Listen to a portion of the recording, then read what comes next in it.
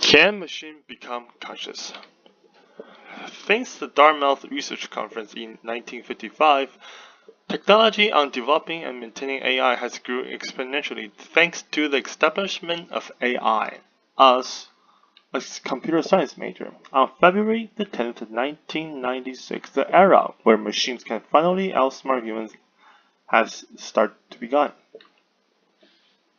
Deep Blue, a chess-playing computer designed by the company IBM, defeated Garry Kasparov in the chess world championship. Before then, Garry Kasparov was considered as the best chess player in the world.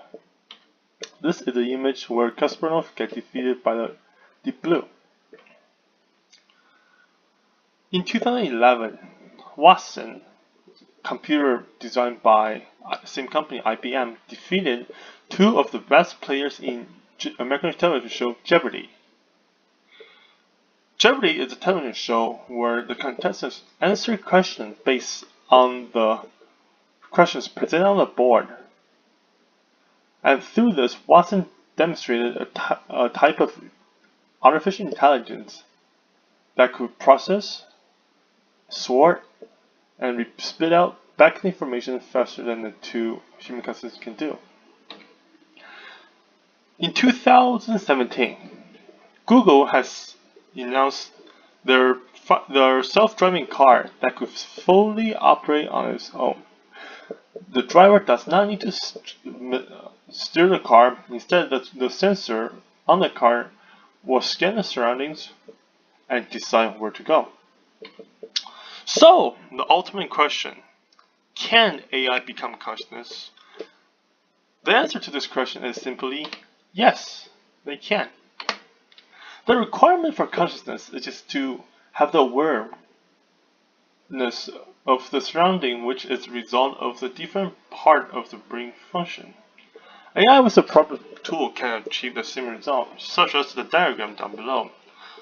For example, the concept of see, hear, talk, think, and feel are normally done by humans through eyes for seeing, ear for hearing, mouth for communicating and talking, brain for thinking, and different nervous system for sensing pressures, giving the impression of feeling. However, the same thing could be done with the AI by camera, microphone, speaker, algorithm, and pressure sensor. So the test for describing AI, if AI can be intelligent, is called the Turing test, created by the famous computer scientist Alan Turing. The test goes like this in this video. The Turing test, created by pioneering computer scientist Alan Turing, comes up a lot in sci-fi culture and discussions about intelligent robots. But what exactly is the Turing test, and what does it mean if a computer passes it? Alan Turing first described what we call the Turing test in a 1950 paper. Turing wanted to answer the question, can machines think? To get to the bottom of this, he devised a hypothetical test. Imagine a game with 3 players. One player, the interrogator, is isolated from the other 2 players, one of whom is human and one of whom is a computer. The interrogator's job is to try and figure out which is the human and which is the computer by asking questions of both. To make things harder, the computer is trying to make the interrogator guess wrongly. In other words, it's trying to be as indistinguishable from a human as possible. If, more often than not, the interrogator is unable to determine computer from human, then hey, maybe we're dealing with a thinking computer.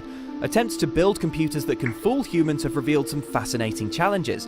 For instance, it's hard to make a computer that's good at telling jokes. The Turing test isn't a perfect test of robot intelligence. For example, it encourages trickery. One recent attempt involved a program pretending to be a young boy for whom English wasn't a first language, conveniently covering up any linguistic slips. The Turing test also doesn't account for non-human intelligence. Some of the smartest computers around today have no chance of pretending to be a person, but that doesn't make the advances in AI that they represent any less impressive.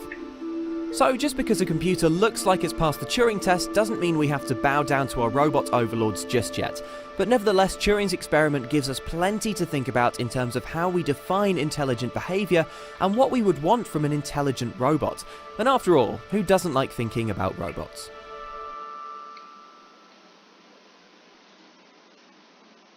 So, in a counter to Turing test, there's a Chinese room argument where it's essentially say that the machine doesn't have to understand what does knowledge mean, but instead it just needs to remember certain keywords and spit the correct answer out.